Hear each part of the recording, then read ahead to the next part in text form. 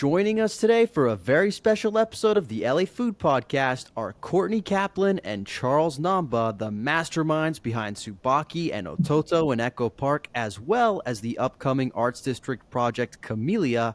Courtney, Charles, how you doing today? Hi, thank you so much for having us here. Thanks for joining us. We are in rainy Highland Park this morning. Oh my God, so am I. No way. We could have done this in person. Are those your LA stomping grounds? Yeah, that's where we live. Nice. We lived here for like the last 3 years. Absolutely love it. Can't imagine living anywhere else. What are your favorite places to eat in the neighborhood? Well, that's a good question. Where do we go to eat in the neighborhood? We're pretty close to Eagle Rock, so we go to Milk Farm and Eagle Rock quite a bit to get like a cheese plate or to do some shopping. Oh yeah. There's Amiga Amore just opened. That Mexican-Italian restaurant is really great. Oh, yeah. Where else have we been? The omelet place, the breakfast place. There's a breakfast spot all the way down on York, close to Occidental. Delilah's, I think it's called, where we go for breakfast. Delia's. Yeah. Yeah, really good. Yeah. Oh, that place's breakfast burritos low-key underrated, and it's always packed too. There's like a little bit of a wait there on the weekends. Yeah, it's crazy. Charles, you grew up in LA, is that right? Whereabouts did you grow up? I grew up in Beverly Hills. Yeah, I went to Horseman, and then I went to Beverly High after that. Yeah. That's awesome. And I understand that your mom was tangentially involved in the food world, is that right? When she was trying to sell dumplings, homemade dumplings, to Japanese restaurants around Los Angeles. And somehow she got a pilot to make Japanese dishes. So like 10 episodes, 10 dishes. It was sponsored by Ajinomoto, which is MSG, Japanese MSG. And that's her food career. That's how far she got. Hey, that's awesome. If that was my food career, 10 episodes of a show, I'd be pretty happy with that person. Were you into food at this point, or were you kind of like, Mom, stop doing that? That's embarrassing. I wasn't into food until I got my first restaurant job. I didn't even want to cook. So I really fell into it. What was that first restaurant job? It was in New York. It was a Japanese brasserie, they called it. Yeah, a lot of the chefs were from Japan, and good memories. Yeah. So I got a little bit of a bone to pick with you, because I read that you actually had a job before that at Mulberry Pizza. Is that right? I cooked in high school. I cooked that, I worked there at Mulberry Street for maybe like 3 years. And that didn't give you the bug of, I want to do this for the rest of my life? No, but I think I was used to that. As a first professional kitchen, like I worked in a smaller size kitchen. I know just making like 2 salads, but it prepared me for it. So it helped. Yeah. Still a classic. Courtney, how about you? Where did you grow up? I grew up in New York. I'm from Long Island originally, and then spent my young adulthood in the city in New York. Nice. So we got a bi-coastal family here. And what was Courtney like as a kid? Were you into food? Not really. I was super picky. Became a vegetarian at the age of 11. So there was very little for me to eat. I was quite particular, I would say. So no, not into food at all. It was just kind of something you had to do, was to eat. I didn't really have a strong passion for it. Are you still a vegetarian? I'm a pescatarian, which I don't always share. But yeah, so I started eating fish, after spending a lot of time in Japan. There's dashi and fish stock and everything. And I did grow up when I was very young, eating a lot of seafood on Long Island. We have a lot of great oysters and clams and shellfish. So it was something I always enjoyed. So I did start eating that again, but I still don't eat meat. So sake pairings sometimes are going on intuition if I'm not tasting everything that's on the plate. I mean, so much of it is science, right? And flavor profiles. Like, you can still know that without tasting it. Yeah, I think experience and talking about the dish and tasting, around it, tasting sauces and, understanding the building blocks helps. But yeah, I don't share that with every guest who comes through the door. Yeah, for sure. Well, hopefully nobody listens to this then. Hopefully they all do. I'll tell you what, my wife actually was a vegetarian for 15 years as well. And she transitioned into pescatarianism when we started dating. And just for the last 3 months, she started eating meat again. And Oh, it has wow. been a wild journey. Just like the last 3 months, it's Yeah. like every time we go to Whole Foods, it's like a whole new world. She's seeing all these products for the first times. So I'm not Yeah. saying try it, but if you ever go down that route, I think there's some excitement that way as well. Yeah. Options open. So you mentioned that you spent some time in Japan. How did that come about? Yeah, I went on an exchange program when I was in college. I was at school in New York and felt like I sort of needed maybe a break from the city and kind of picked Tokyo on a whim. I knew a little bit of Japanese from a year of language classes, and I really liked looking at Japanese fashion magazines. So thought, Japan feels like maybe as far as I can get from New York, maybe geographically and sort of mentally. So ended Yeah. up there for about a year, and yeah, just really, it was really a life changing experience for me to be there. Ended up working What in a was that like as restaurant. a Yeah. Oh, go No, for it. sorry. Yeah. No, I was going to school, working in a restaurant. I was lucky enough to live pretty close to the center, a really nice neighborhood in Tokyo. So I, could go everywhere by bicycle and just really had it was a very immersive experience, I'd say. I was going to say, what was it like living in Japan as a picky eater? Had you transitioned out of your picky eaterhood at this point? I was getting better, but I think that really did a lot for me, honestly, because, and there's not a lot of space for picky eaters in Japan necessarily. And I think, I was very conscious of etiquette and I didn't want to be rude. So if I would go somewhere, I would share, what my specific dietary restrictions were. But outside of that, I really felt it was important to eat everything that was given to me. So it really expanded what I was eating and enjoying in a big way and made me much more adventurous about food. I tried things like natto and like fermented soybeans that I'd never had before that were, maybe a challenge at the start, but really learned to love them. So yeah, it was great for pushing my boundaries when it came to food. Yeah, I bet it sounds like. Were you like surprising yourself like that I actually Yeah, I mean, it's funny. Like, I think, I don't think I was that conscious of it necessarily. I think it was just kind of, that was the environment that I was in and just really felt like I wanted to absorb as much as I possibly could. So every day Yeah. was very much a new experience there. And that was a piece of it for sure. For sure.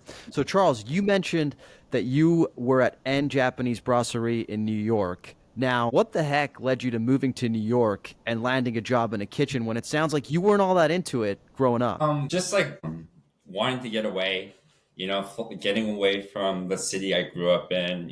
I wasn't really heading in any direction, and I wasn't going to college. I was thinking about going to art school, but that's about it.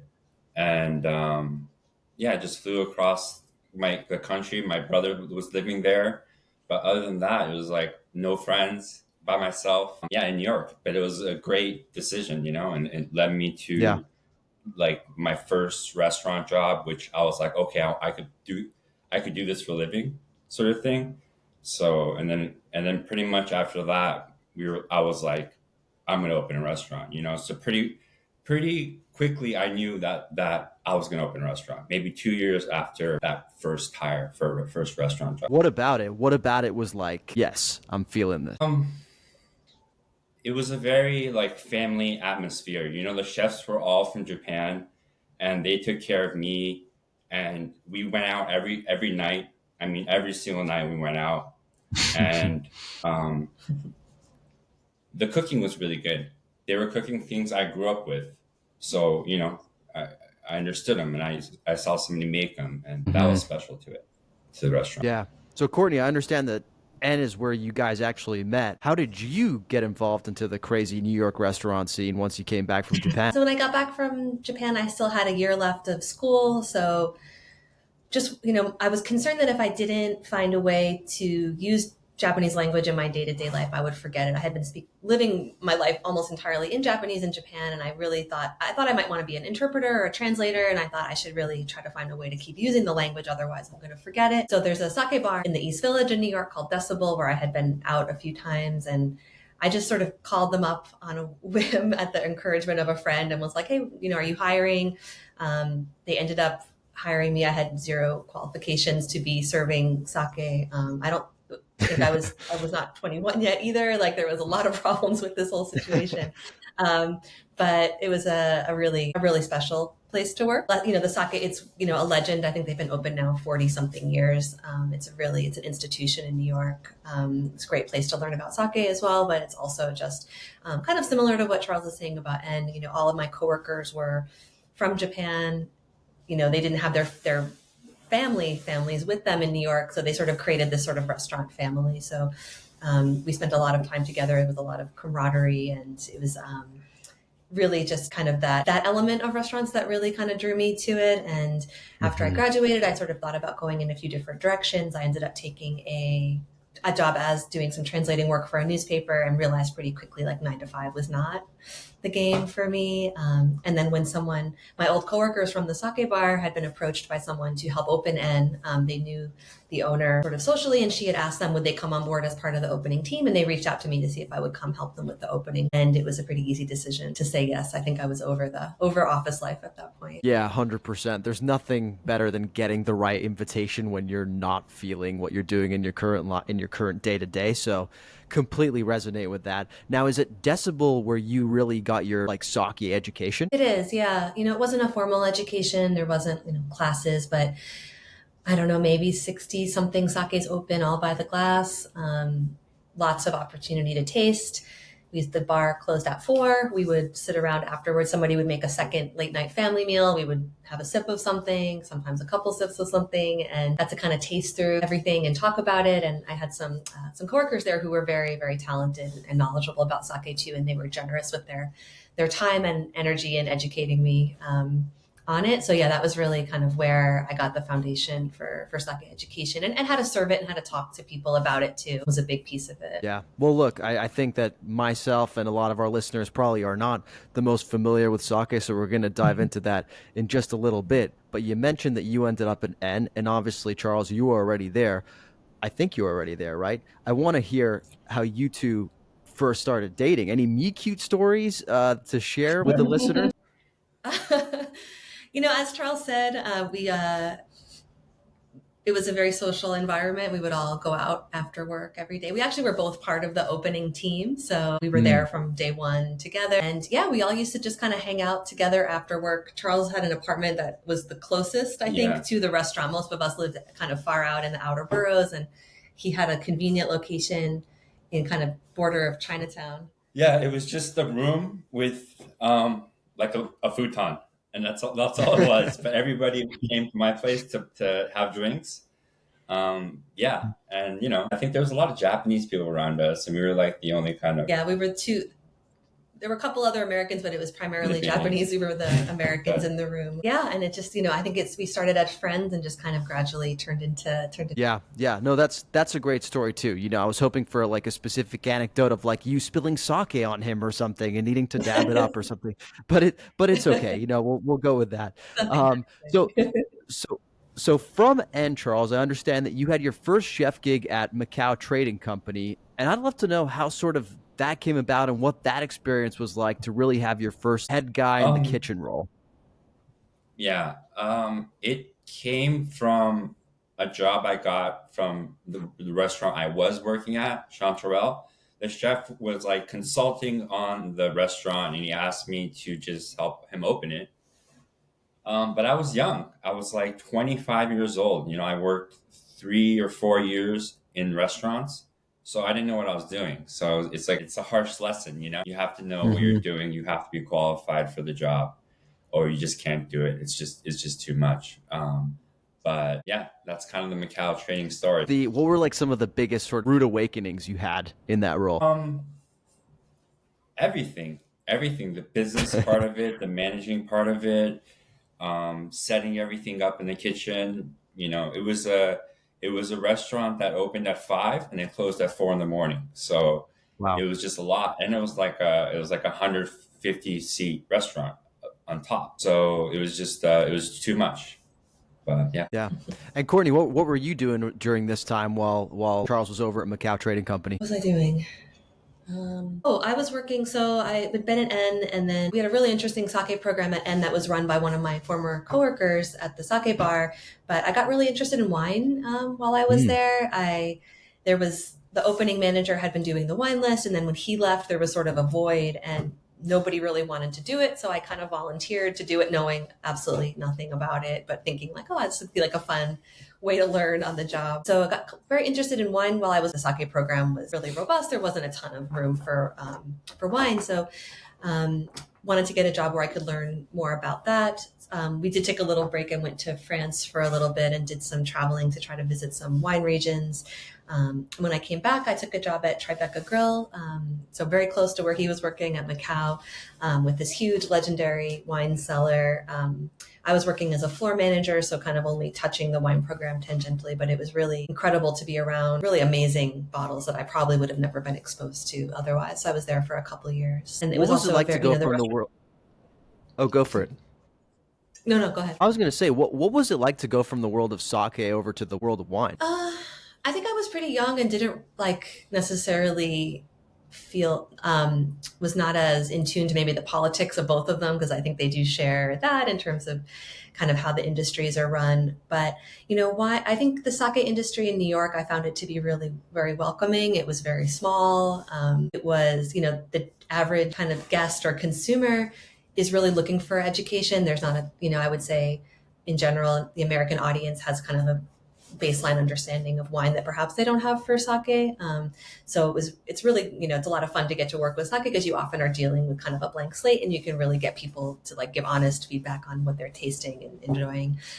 Wine I found was definitely a little bit more buttoned up, a little bit more kind of connection based, I guess, or maybe I was again sort of naive to it because I had come from a great sake bar and had all these one friends who I thought of were my friends, but were actually kind of powerful people in the industry there to help advocate for me. But wine was a little harder to kind of get a foot in the door, I would say, just due to the long history. But I think that's changing. And I do think the industry is becoming a lot more welcoming and more open to new voices and new perspectives than perhaps it was back then. Do you think that the like natural wine, natty wine movement has something to do with that? Or is that sort of the area that's now kind of like looked down upon and it's kind of united everybody else in the wine world against it? I think it's interesting. I do think it's helped in a lot of ways. I think it helped, in terms of being able to afford thing, I think that a lot of, natural wine, the cost of entry can be a little bit lower than perhaps it was when it was, more about how many Grand Cru Burgundies had you tasted, or how much, sort of higher end, it was sort of more centered around high end wine. I do think there's still gatekeeping around natural wine too, perhaps in a different way. That's, I think maybe that's just human nature. We're always going to do that. But I think, I do think it has helped to sort of democratize it in a way, but I think the industry still has some work to do in terms of becoming a little bit more inclusive and hearing other voices and allowing for exposure to all types of people. I think there's still some work to be done there, but I do think it has improved since I started out. Yeah. Well, becoming more inclusive and inviting more voices sounds like something that can be said of a lot of industries out there. So I think you're definitely onto something. But sounds like you both had a lot of good stuff happening in New York. How did you guys decide to pick up and move across the country back to Los Angeles? To open a restaurant. That was the goal. I was gonna go work at the French Laundry. I didn't get a job there, so then I flew out to Bouchon in Beverly Hills. They were gonna open one, so I was like, I'm gonna work there while try to open a restaurant. So really, the reason was to open a restaurant. We thought it was cheaper. Yeah, back this was 2010, and I think the real estate world has changed in LA since then. The past 14 years, but back then it felt a little bit more feasible to open in LA than it did in New York. Just the cost to open it. I don't know if that's true anymore. Yeah, that's not true anymore. But back then, maybe slightly easier. So if you were doing it today, what would you be? Would you be like opening a izakaya in Pittsburgh or something? Maybe. I don't know. Yeah, I don't know. I think it's rough out there right now. The real estate landscape is not friendly. It's for sure. Yeah, absolutely. Well, so you moved out here. You got great jobs in the restaurant industry, but all the while you're thinking about, when are we going to open our own place? Was the plan at the time to open an izakaya, or did you have other things in mind? We first thought we were going to open a French restaurant, actually. We had like a whole business plan and menu and everything kind of picked out for it. And it sort of evolved gradually into a Japanese concept. I think there were a few different kind of inflection points where we thought maybe it would make more sense. But I think really we kind of looked around, and New York, when we were living there, had this really like energetic Japanese restaurant scene, like this izakaya scene that were open really late, and tons of sake and beer and lots of little things to snack on. Yeah. And I feel like when we came to LA, there was, but there wasn't. I think maybe not. It felt different than it did in New York. I think we felt like we had maybe something we could contribute to it, maybe show. I think a lot of the restaurants that were in LA at the time were sort of reflecting perhaps an older vision of an izakaya. And I thought, could we show maybe a more modern, updated version, things we saw in Japan that were very seasonal and kind of more in acknowledging the fact that we were in LA, using local ingredients, not necessarily being rigid to sort of a Japanese formula, but sort of the spirit of an izakaya, but through an LA lens, I think was kind of. Yeah, I think so many places are doing that now. It's all changing. So cool. Did you have any hesitations about the concept, or like, because I remember when I moved to Los Angeles, this was a while ago, well before Tsubaki opened, but I remember I lived in West LA, that sort of like unincorporated, assortment of blocks that's between, Brentwood and Santa Monica and whatnot. And there was an izakaya on Santa Monica Boulevard. And I just remember they needed to have a sign outside the door that said there's no sushi sold here, basically. Like, because like, I think they probably had a lot of folks going in there asking them, hey, where's the sushi? This is a Japanese restaurant. I think obviously by 2013, that had probably shifted a little bit, and definitely by the time Tsubaki opened. But like, did you face any sort of resistance to the concept or any sort of challenges like, hey, you might want to think about like doing things a little bit differently? Yeah, I think, the restaurant where Tsubaki is located, it had been a Japanese restaurant before us.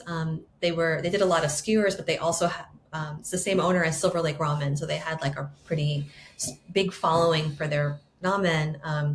I think we get a little bit of questions. We had a few questions about sushi, but we got a lot of people coming in. Why don't you have ramen? Maybe that was due to 2017. I think was kind of peak ramen boom in LA. So I think maybe that a little bit more than sushi we heard. People still ask me, "Do you have sushi?" Yeah, once in a while people come in and they'll make a reservation and come in and sit down and look at the menu and be like, "Well, where are your rolls?" The dentist just asked me. It does still happen, but I think for us it was more than that. I think people at that point, we opened in 2017. I think a lot of people coming to see us, I should say, had an idea of what an izakaya was, but I think there was a conception of an izakaya was supposed to be cheap. It was supposed to be really cheap skewers, pitchers of beer. So I think people were sort of confused by our menu because it wasn't dollar skewers, it wasn't $10 pitchers. It was really sort of more of a sort of ingredient driven, craft sake driven experience. So I think that was where there was some friction for us at the beginning. More necessarily than people thinking we were a sushi restaurant, although that was a piece of it for sure. Yeah. The pork belly. Well, and by the way, and I realize you guys just celebrated 7 years open at Tsubaki, so congratulations on that. But when you were first devising the menu over there, Charles, for the food menu, what was your inspiration? What were your thoughts in terms of like, this is what I want to deliver? Designing the menu, I wanted to do something fried, like a croquette or tempura. I always wanted to have some sort of sliced fish, and then the grilled section kind of went from chicken to pork belly to a lot of things, like the fish collar. But I wanted to be like a Japanese izakaya, where like a little more care into everything, and elevated drinks. Yeah, that's how I kind of designed the menu for it to be very simple. And then when we started doing farmers market ingredients, we just changed with the season. We would change the tempura, or we would change the cold vegetable dish, or we would change the salad. And then it kind of, it grew, got better, Yeah, for anyone who's ever been to the restaurant and seen the size of our kitchen, we do a lot of things off a little kind of 5-foot charcoal grill, which, the logistics do determine a lot of how the menu, I think, came to be, because it's a small space back there for sure. Limited storage and limited room to move around. Yeah. What we could get in, not do too much to, and cook. Yeah, that makes sense. It sounds like also a big consideration here was how everything would go together with the drink portion. And that's really, what I'm interested in learning on that front is, when you were opening Tsubaki, what was the sake culture in Los Angeles like, Courtney, and sort of how did you think about, okay, what do I want to accomplish here, and how do I approach it in a way that's, yes, gonna do what I want to do and accomplish what I want to accomplish, but also going to like resonate with where Los Angeles is right now in terms of its relationship to sake. Yeah, it's honestly, I was really not in the sake scene in LA very much. Before we opened, I was working in wine. I didn't know anybody really in the sake side of things, so it's really hard for me to speak to what was happening. I would know when I would go out to restaurants.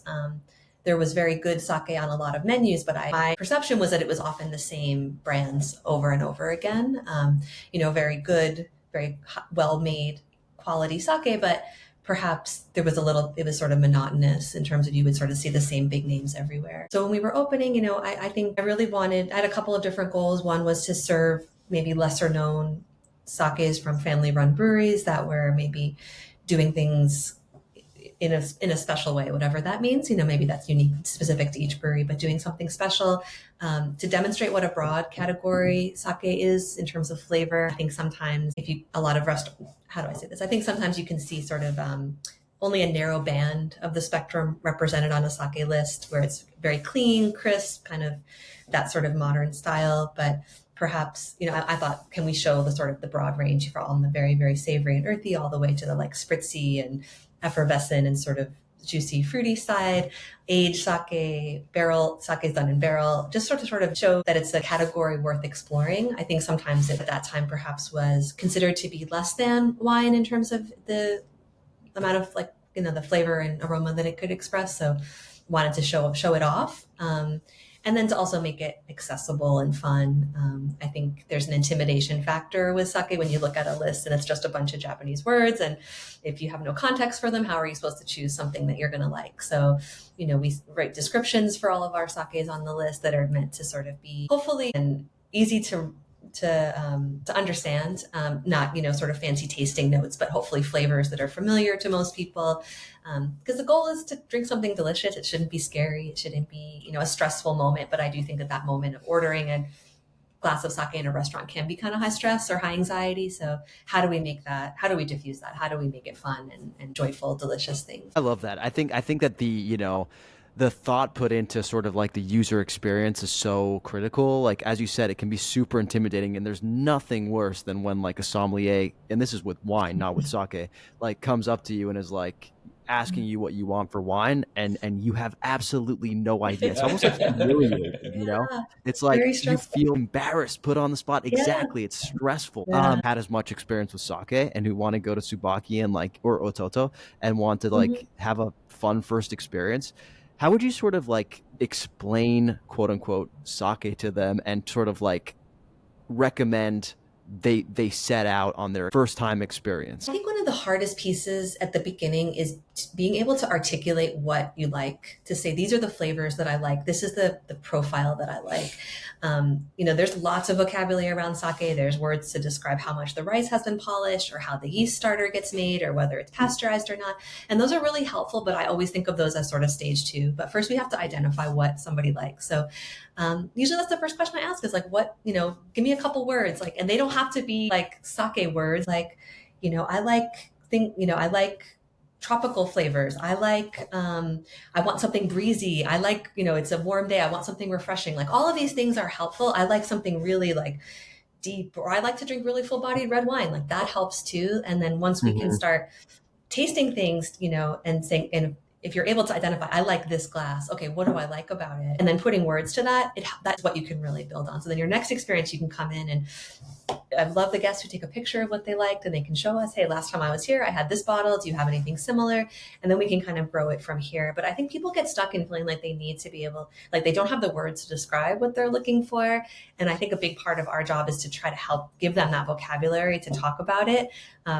Without it being, without feeling like they have to give like a tasting note out of a wine, that a wine critic would give, but just like any word, like anything is really, really helpful for us. And then let us try to sort of piece that together. Yeah. So you're telling me I don't need to be coming in and be able to describe the mouthfeel of what I want in order to have a good time?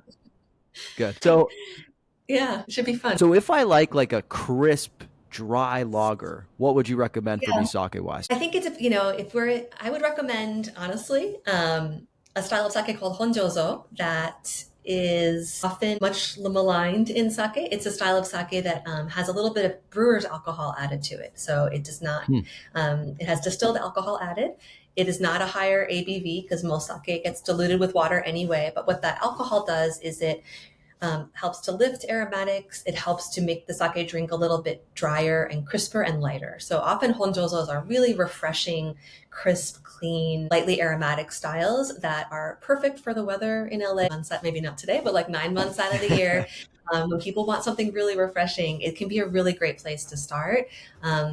It's I have a couple of pet projects with sake. One of them is getting people to embrace the alcohol added style because I think it gets a bad rap. But that would be a starting place, I think, would be to try some of those. They're like really just like bright and just refreshing and sessionable, and I love them as a category. And what would you recommend I pair with that food-wise? I would put something fried and crunchy and a little salty together with it. We have right now on the menu at Ototo these little soft shell shrimp from Transparency. They're a sustainable kind of aquaculture farm out in Downey, so local to us. And they raised just specifically for us these really little shrimp that they call popcorn shrimp, right? I think that's what they call them. That's what they're calling them now. I think they changed but we just fry them whole. They're soft shell, so you can eat the shell with the head on, and we do a little spicy sancho furikake on top, and they're just like the perfect bar snack. And I think about, you're drinking a beer, you're eating like salted peanuts or some popcorn or something. I think these are the perfect kind of stand-in for that. So that's where I would go. That sounds absolutely delicious. I'm getting hungry right now. Let's rewind a little bit to the opening of Tsubaki, those like first year or so. I remember I actually lived right down the street. You know where like Little Joy is on the corner? Yeah. I lived right up that street, and I actually remember I went to Tsubaki I think 3 or 4 months after it opened. I lived so close that actually I got stood up for dinner, and I was able to call my roommate and be like, "Come on over, we're having dinner." That's how close I lived. But what were those first few months like in terms of reception? Was it all of a sudden? I remember it being pretty like buzzy and hot, but what did it feel like from the inside? It was really hard. Yeah, it was very hard. It was very slow, and it just gradually got bigger and bigger, and more filled up. Right? I mean, yeah, I feel like that the first few months we really struggled though. I think that we got a little bit of press at the opening, and then sort of nothing for a really long time. And I think the reason we were able to survive is the neighborhood really embraced us, which was great. We saw a lot of the same faces every day. A lot of people said they would walk to us.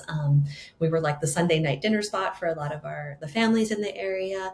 But it was really hard. And I think we were still maybe trying to figure out exactly what our identity was, because I think it was confusing to people. Like, we're Japanese, but the dishes are not all, they didn't always read or Japanese.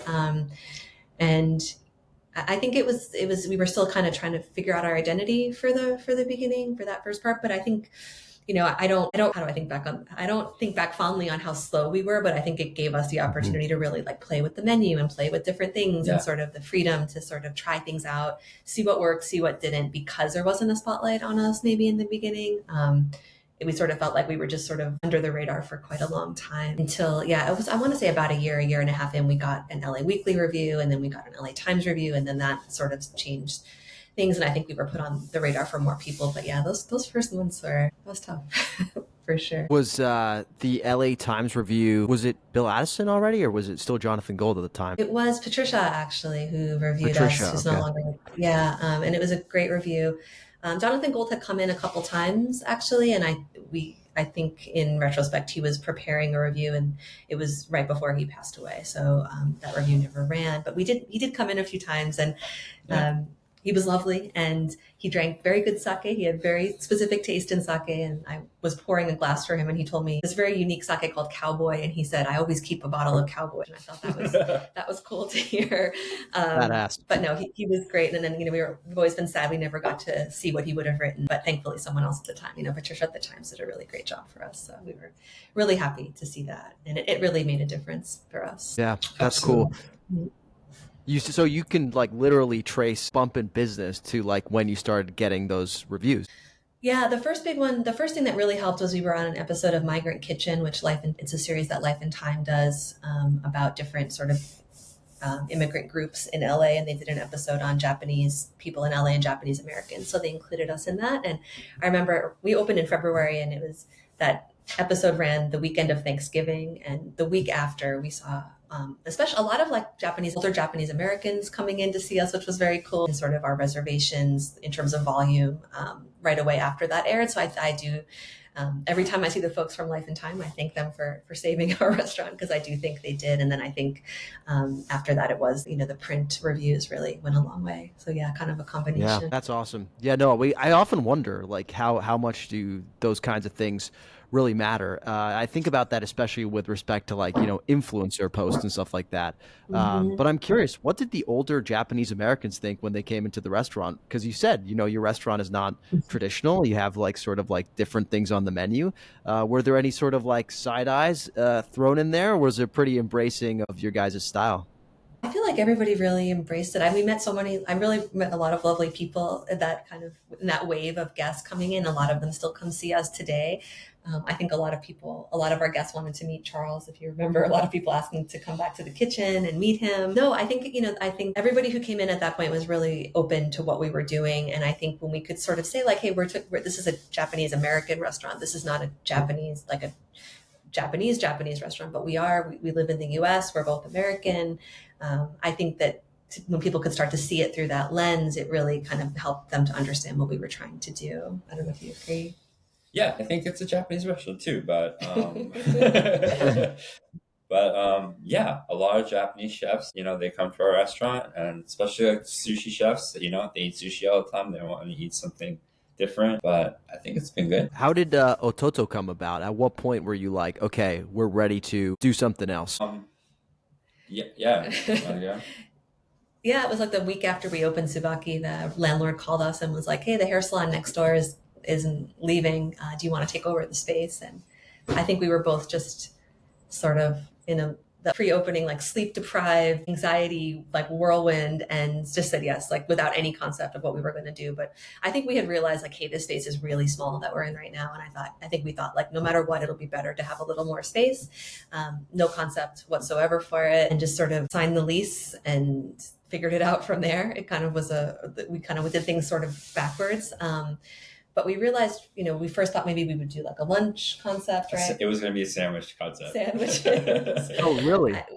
Yeah, it was all over the place. But I think we realized that Tsubaki, it's a small restaurant. We had 33 seats. If tables don't turn exactly the way they need to, there can be very long, we could run very behind on reservations if one party, happens to be really enjoying themselves and spend an extra 20 minutes at the table over dessert. All of a sudden we're backed up for the next two turns, and we had nowhere for anybody to wait. We would have people very upset because, they have to stand outside. We thought, what if we had a bar next door where people could go and hang out, and we could provide a seat and a snack, something to sip on. And then as time went on, we also realized there was this really strong appetite for sake in LA. People seemed to really be resonating. People wanted asking for all sorts of weird things. They wanted to try the weird stuff, the interesting stuff, the whole spectrum. And we thought, maybe a sake bar could make sense. Maybe there is room to do something that's really sake focused. So it was sort of driven by our experiences at Tsubaki, I think, of seeing like what is the public looking for? What is our audience looking for? Plus solving some internal logistical problems too, sort of a combination. Yeah. I love that. You guys kind of just like got an opportunity. You were like, we're just going to say yes to this, and it'll reveal to us what it wants to be. It's very like, millennial new agey of you. I love that. Okay, for folks who are thinking about like Ototo and Tsubaki and have a hard time distinguishing between the two menus, like food wise, Charles, what would you say sort of like distinguishes the food between Tsubaki and Ototo? I think the main part of Tsubaki is the grill, the yakitori, the grilled fish, the grilled pork. And I think Ototo is more like on the smaller side plates. And we do a lot of like what we want to do. It's kind of, we have pasta dishes. We will do a French dish. So it's more oysters, scallops, crab. We just, it's just part of the menu we've been doing. So yeah, I love your katsu sando that you've done there. And I I've eaten a lot of sandwiches. Last year, I actually traveled the city eating 100 different iconic sandwiches in 365 Yeah. days. So I've had a few other versions, but yours is definitely up there. Can you talk me through that sandwich real quick for listeners who have never had it? Yeah, so it's basically Japanese milk bread. So it's Wonder Bread, kind of Japanese Wonder Bread, and we do this to order. We bread the chicken thighs in panko, and there's a little bit of like tonkatsu sauce, which is Japanese barbecue sauce, and then shredded lettuce, pickled jalapenos, and some cuban mayo. And we cut the crust off and cut it in half, and that's it. You know what's so weird to say, but it's the shredded lettuce for me. It's just like Yeah. it's like that. It's that fresh texture and just sort of like that thing that like adds a different layer. I absolutely love it. So, folks, if you haven't had it, please head over to Ototo and try it. And if you don't like it, you can get mad at me, not at Charles. And I do want to ask though. Obviously, like both Tsubaki and Ototo have received some really amazing accolades over the years. Just last year, you got the James Beard Award for Outstanding Wine or Other Beverages program. How does all of that acclaim feel to you guys? Like, how does it feel to like look at what you've created, stand back, and be like, "Hey, this is ours. We earned this." I think it's always exciting. We did work really hard. Our team also works really hard. I really think of these as team efforts. There's no restaurant without all the other people showing up every day and working with us. And I think, we try to use it as or at least for me personally, I can only speak for myself, to try to keep going. Like it can sometimes be an industry that's a little bit thankless. It can be, there's a grind to it, like there are for lots of industries. So it's nice to take a moment to kind of reflect on like, yeah, like this is resonating with people. This is, there is something meaningful here, but to use it as a a push to kind of keep going and aspire new things, and what can we do next? Like we've come this far, but we don't want to stop here. We want to build on it and keep doing more. It's more than anything else, I think it's just so great for our team. I think for them to feel recognized and for them to feel like what they're doing has is being seen. I think goes a really really long way. I think we really felt that after the award this past year, of just how what it did for kind of our team and their morale and their culture. Yeah, that's cool. Charles, anything to add? No, I just feel the same way, sort of just to grow, and these things happen, and you could do other projects and grow your. I think the sake industry is one that also has been in trouble for a very long time. In Japan, it's as an industry domestically, it's struggling. These are oftentimes tiny breweries run by a husband and wife, or maybe their kids, and they're very much physical jobs and very intense labors of love that don't always get a lot of respect and recognition. So I think for the sake industry, also to see that something, this institution like James Beard would recognize sake, I think was really meaningful for me. Also to see that sake sort of getting the love that I feel like it's deserved for a long time, and getting taken seriously and respect in sort of the wider world of beverages was really really meaningful. I don't know too much about that. What's going on with sake in Japan? Why is it struggling? It's just not, the cool drink. It's, young people aren't really drinking it. It's, people there, young people tend to drink more wine or beer, shochu, cocktail, huge cocktail culture in Japan. And sake is kind of like grandpa's drink. It isn't really like what kids want. And it's also confusing for Japanese people too. Like it's, we think that, as English speakers, that perhaps that's why we're not able to understand these labels, but it's confusing for people in Japan too, to be able to like know what they want and get what they want. It's much easier to have a beer. So I think that's a piece of it. I think also these breweries are usually passed down from generation to generation. And sometimes the younger generation doesn't want to live out in the middle of the country where the sake is being made and dedicate their life to it. So a lot of breweries are closing. So a lot of the brewers I talk to are really looking towards the international market as a place of growth for sake. So when brewers come to Ototo and they're like, wow, look at all these Americans drinking sake. I think, that really means a lot to me. They're often really surprised, like, look at these like young people in LA drinking sake. Because I don't think, in Japan, I think it is struggling as a category to kind of make inroads with the young generation. So it was really gratifying to be able to see it kind of in this bigger stage as a beverage. that, hopefully now, I think it's growing in the US. I just hope it continues to do so. Have they made sake hard seltzers? I feel like that's always like the liquor. That's always like, liquor brand's first attempt to try to reach out to younger consumers. There's there's Chuhai, canned Chuhai that are kind of like the White Claw of Japanese canned alcoholic drinks. I haven't seen it with sake yet, although there is a big push for sparkling sake. So maybe I think it might not be too far away that we start to see it. They probably have it. Yeah. Well, if it doesn't exist, I'm 100% taking credit for it. To make no mistake about that. Look, you mentioned how the many accolades and the awards have been inspiration for continuing to grow and to try new things. You recently announced your new project, Camelia, in the Arts District. I understand there's not a lot that you could say about it, but in general, what can folks look forward to? I think we're coming right back around to that French restaurant that we had originally conceived that, was kind of put on the back burner when we opened Tsubaki. I think both of us have a love for French cuisine and French wine. Charles cooked at Chanterelle in New York for many years, cooked at Bouchon here in LA. But I don't think we wanted to do a straight up French restaurant. I think this is sort of, if anyone has ever eaten French food in Tokyo, it's some of the best outside of France. And it's a little bit different. It's, often can be a little lighter, a little, Japanese flavors incorporated into the structure of a French meal. So I think we're hoping to bring that to LA, that sort of experience. Bistro. It's going to be a Japanese French bistro. That's awesome. That's really cool. I mean, I feel like folks are getting used to this idea of like adopting or learning about flavors from, cultures like Italian cuisines, but cooked through like a Japanese lens. Like, for example, with Pizzeria Say over in Beverlywood. But I don't think anything like that exists in Los Angeles. So I'm really excited about it personally, and I'm sure many of our listeners will share that sentiment.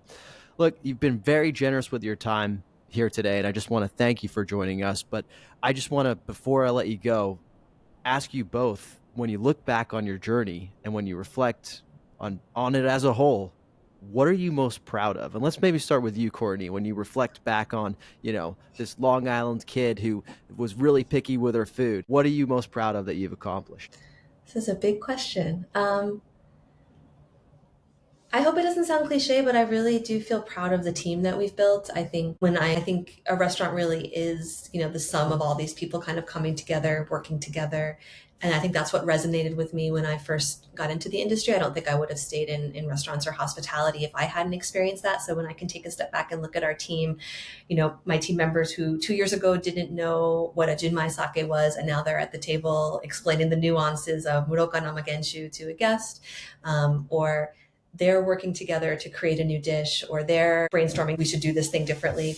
I feel really proud of that, of sort of having kind of been able to build this team together. It's not perfect. It's a collection of human beings, and it's hard every day, but I really do. That's the piece that really amazes me when I take a step back and look at it is the people together we're working together with. That's awesome. Charles, how about you? You've come a long way from Mulberry Street Pizza. I think it's the employing people, and opening a business is a big one. I think it's contributing to society, and it feels great. And that's it. Finally, I understand there's something.